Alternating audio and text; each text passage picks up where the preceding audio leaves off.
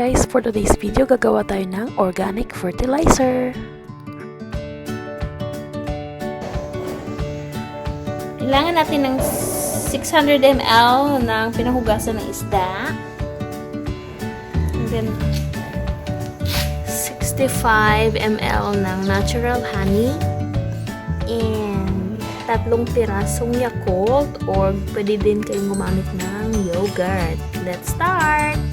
So first, maglalagay tayo ng 65 ml ng natural honey.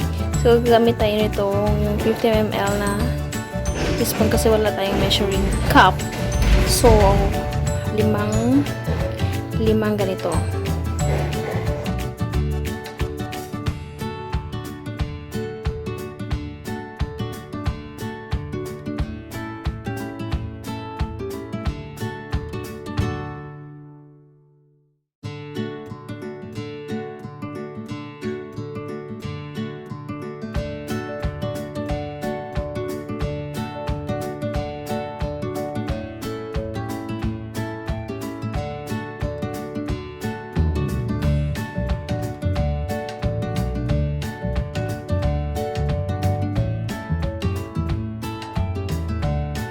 And i-shake na natin ang ating mixture. Shake, shake, shake. Halo, halo, halo, halo.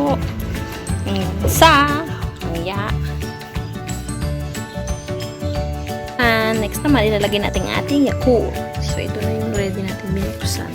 Ilagay na natin ito.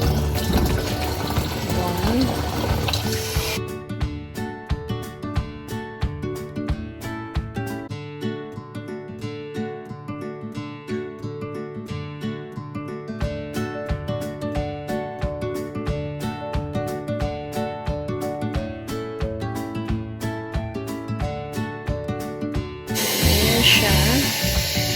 Ihalo natin ulit. Mix, mix, mix. Mix all.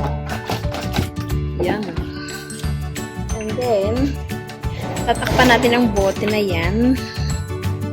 And, iwan natin for 1 week or 1 linggo. And then, every morning and the afternoon, huwag niyong kalimutang palabasin ang air. Kasi kailangan niyang sumingaw. Otherwise, mag-iipon siya ng maraming gas sa loob ng bote at baka sumabog yung bote pag hindi natin nirelease yung gas during fermentation stage. So, let's wait until it's done.